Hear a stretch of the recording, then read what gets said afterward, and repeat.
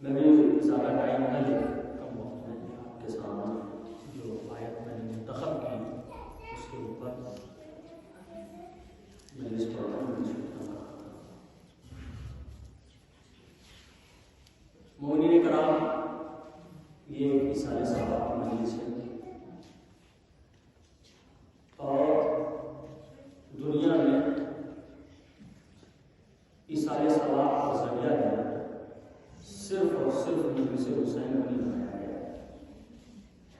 بہت ساری چیزیں جو مرحوم کے ایصال کے لیے مرحومین کے ایصال کے لیے کی جاتی ہیں.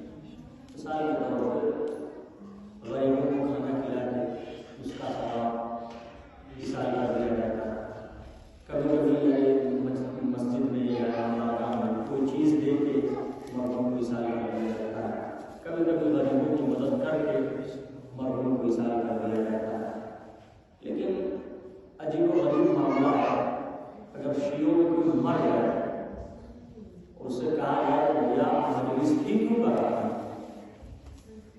آپ کسی کی مدد کر دیجیے، کسی غریب لڑکی کی شادی دی اس کی شادی کروا کے مرحوم کو ایصال کر دیجیے، تو شیعہ فرد کا جواب یہ دیتا ہے کہ مولانا ہم یہ نہیں کرتے ہیں، ہم اپنے مرحوم کے ایصال کے لیے غریبوں کو کھانا بھی کھلا دیتے ہیں، مرحوم کے ایصال کے لیے مسجد میں بارگاہ میں کوئی نہ کوئی چیز ہدیہ بھی کر دیتے ہیں. ساری چیزیں ٹھیک ہے، لیکن مولانا جب تک ہم مجلس حسین نہیں کریں نا تب تک کہ ہمارا ایصال ثواب مکمل نہیں ہے. ہمارے یہاں بہت ساری چیزیں ہمارے یہاں، یعنی بنیادی چیز اگر ایصال ثواب کو بنایا گیا ہے نا وہ چیز کیا ہے؟ مجلس حسین. اب کیوں بنایا گیا ہے اس کی بھی ایک الگ کہانی ہے. اگر میں اس کے اوپر کہنا چاہوں تو ایک گھنٹہ اسے گزر جائے گا. کیوں مجلس حسین کو مرکزیت کا درجہ دیا گیا؟ مجھے اس پہ ایسا نہیں. دیکھیے مجلس حسین علیہ السلام کا جتنا فائدہ ہے، یہ مکتب حسین علیہ السلام کا جتنا ہمیں فائدہ ہے شاید کہ دنیا میں کسی اور چیز سے اتنا فائدہ نہیں ہوتا. جتنا فائدہ مجلس حسین کا ہے اور دنیا کی کوئی چیز ایسی ہے ہی نہیں کہ اتنا فائدہ ہمیں دے سکے. کا دلیل کا سنگی دلیل یہ ہے کہ جتنا فائدہ مجلس سے دنیا کی کسی چیز سے، میں ایسا کروں گا کا دلیل یہ ہے کہ ہمارے اور آپ کے مولا امام علی علیہ السلام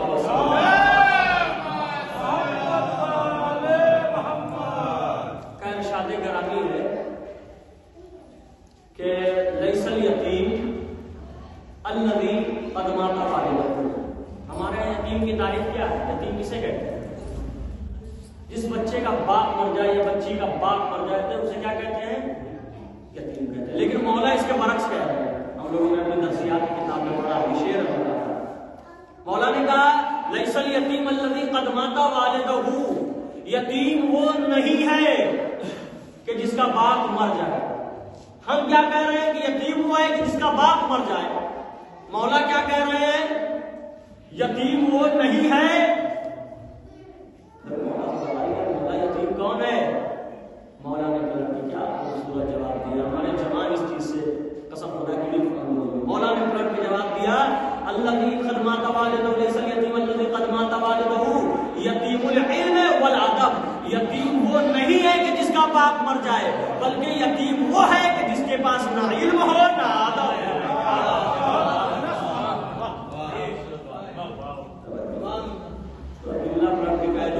کہ اب یتیموں کو اپنے محلے میں اور یتیم خانوں میں تلاش نہ کریے، بلکہ اپنے گاؤں کے اندر، اپنے قریے کے اندر دیکھیے کہ جو سب سے بڑا بے ادب نظر آئے وہی یتیم ہے، جو سب سے بڑا جاہل نظر آئے وہی یتیم ہے.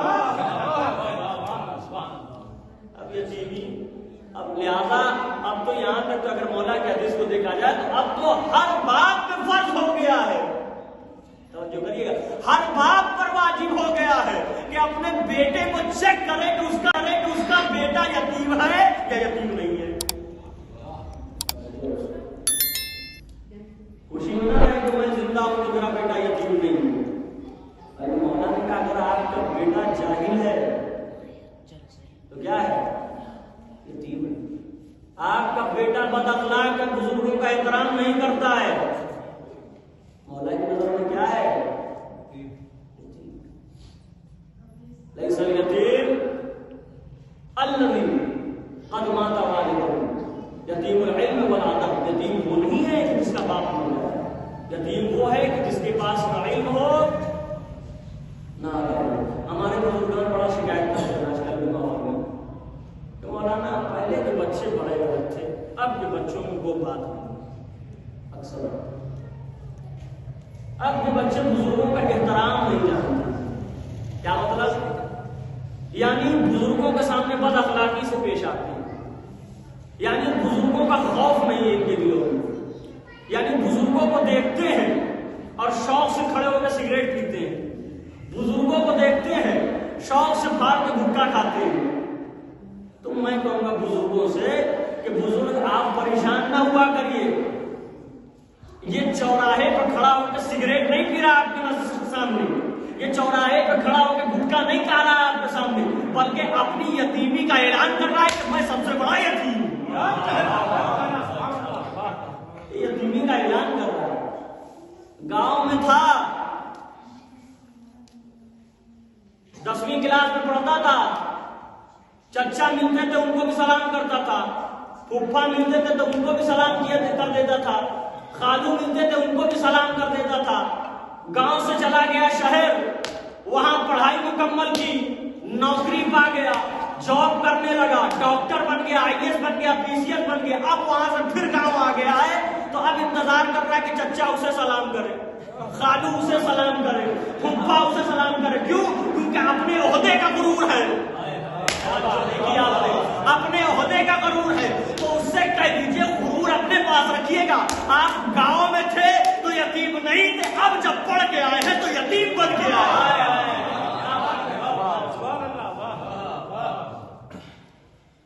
بڑی عدالت سے کہوں گا، میں جب تک پنجم میں تھا اپنے پورے رشتہ داروں کو سلام دعا اخلاق کے ساتھ پیش آتا تھا. اتفاق سے پڑھائی مکمل کرنے کے لیے پہنچ گیا ایران. اب ایران سے لگا لیا ماما، اب گاؤں میں آیا، پہنچا، انتظار کر رہے کہ چچا ہمیں سلام کرے. کہے بھائی مجھے افسوس ہے ماما، ہم کہے کو چچا کو سلام کریں. تو مولانا صاحب سے کہہ دیجئے کہ آپ گاؤں میں تھے، پنجم میں تھے تو یتیم نہیں تھے. آپ جب ایران سے آ گئے ہیں تو یتیمی کی سند لے کے آ گئے ہیں. کیونکہ آپ بزرگوں کا اخلاق بھول گئے. آپ کو اتنا بھی نہیں پتا کہ بزرگوں نے کہا ہے کہ سلام میں ہمیشہ پہل دے. آپ ماما تو لے کے آ گئے لیکن یتیمی کو اپنے ساتھ لے کے آئے. اگر کسی کے اندر اخلاق نہیں ہے تو اس کا سارا علم برباد ہے. علم کی کمی کو اخلاق کو چھپا سکتا ہے، لیکن علم زیادہ ہو اور اخلاق نہ ہو کوئی فائدہ نہیں، کوئی فائدہ نہیں، کیونکہ کبھی چھپایا ہی نہیں جا سکتا.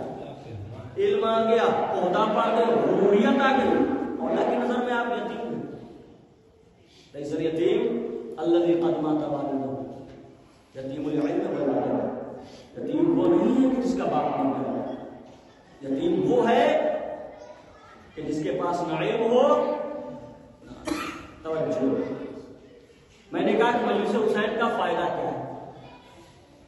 مجلس حسین کا فائدہ کیا ہے؟ مولا نے کہا یتیم وہ ہے کہ جس کے پاس نہ علم ہے نہ ادب ہے. تو میرے مولا آج پورے مذہب، جتنے بھی دنیا میں مذہب پائے جاتے ہیں، ہر مذہب میں جو بدر والے یعنی باپ والے یتیم ہیں ان کے لیے یتیم خانے تو ہیں.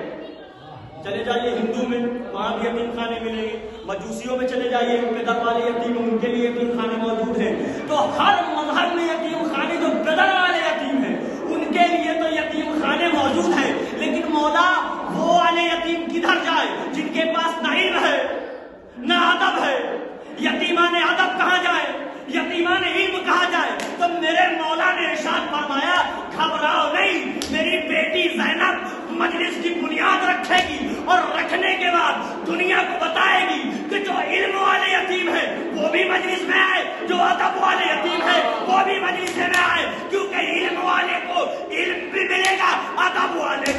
तब भी मिलेगा। सलवात को दे मोहम्मदी वाले।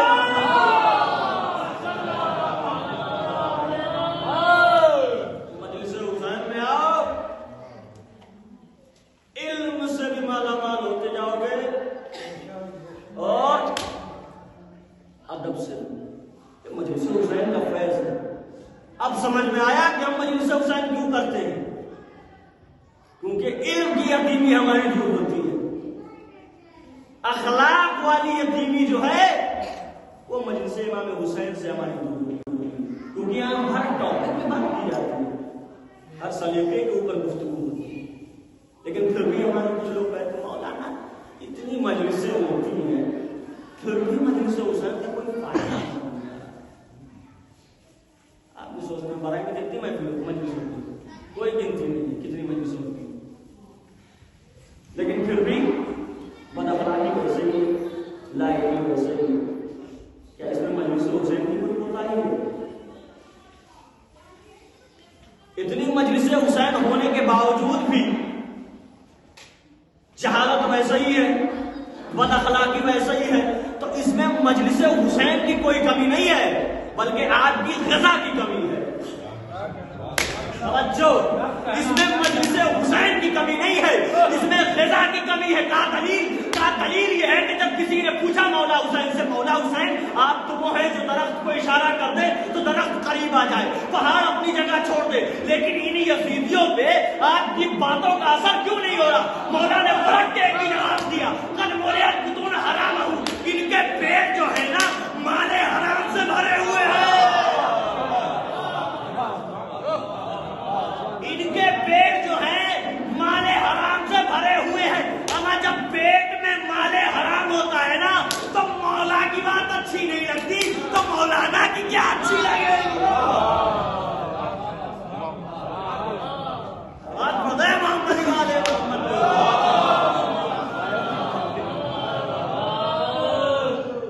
तो मजलिस हुसैन का फायदा अपनी जगह बरकरार है, हमें अपने आप को सुधारना है।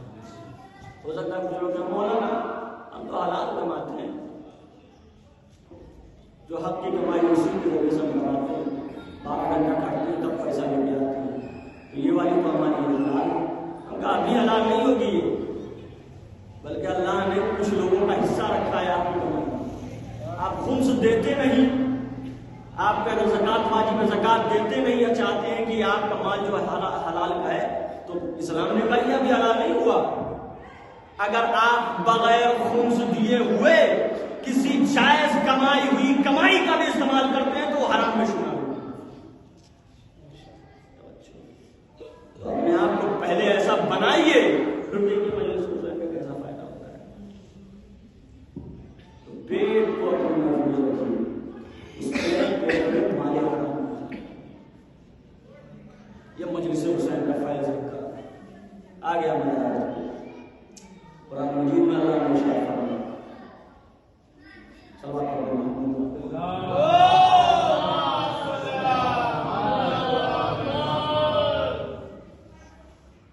अलैहि अल्लाहु खलक़ल मौत वल हयात लियब्लुवकुम अय्युकुम अहसनु अमला।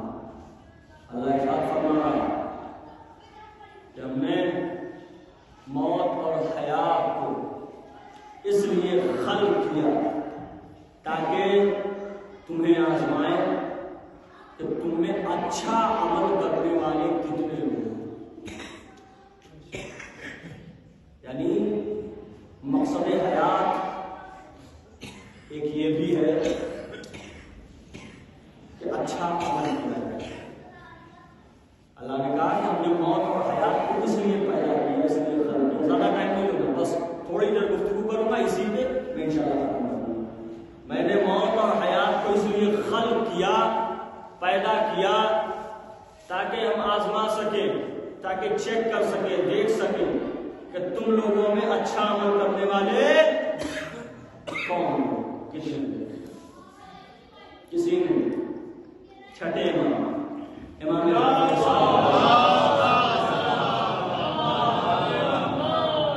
से पूछा, मौला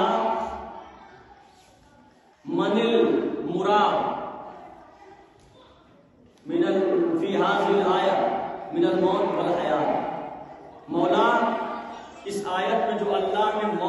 حیات کہا ہے، اس آیت میں موت اور حیات سے کیا مراد ہے؟ توجہ کریے. چھٹے امام سے پوچھا گیا کہ اس جو آیت میں اللہ نے نازل کیا ہے الذی خلق الموت والحیات لیبلوکم ایکم احسن عملا، ہم نے تمہیں خلق کیا ہے تاکہ آزما سکے تم میں اچھا عمل کرنے والے کو. بچانے والے نے پوچھا کہ مولا اس آیت میں موت اور حیات سے کیا مراد ہے؟ تو مولا نے کہا اگر تو کہے تو میں قرآن کا جواب قرآن سے دے دوں. چاہنے والا کہنے لگا مولا کتنا اچھا ماحول ہوگا کہ جب قرآن ناطق قرآن سامد کی تلاوت کر رہا ہے. مولا نے کہا سن، کیا تم نے سورہ روم پڑھا ہے؟ کہا جی. کہا سورہ روم کی آیت نمبر 43 جس میں اللہ نے ارشاد فرمایا وَيُنَزِّلُ بِهِ مِنَ السَّمَاءِ مَاءً فَيُحْيِي بِهِ الْأَرْضَ بَعْدَ مَوْتِهَا، کہ ہم نے اللہ نے کہا کہ ہم نے آسمان سے پانی نازل کیا، بارش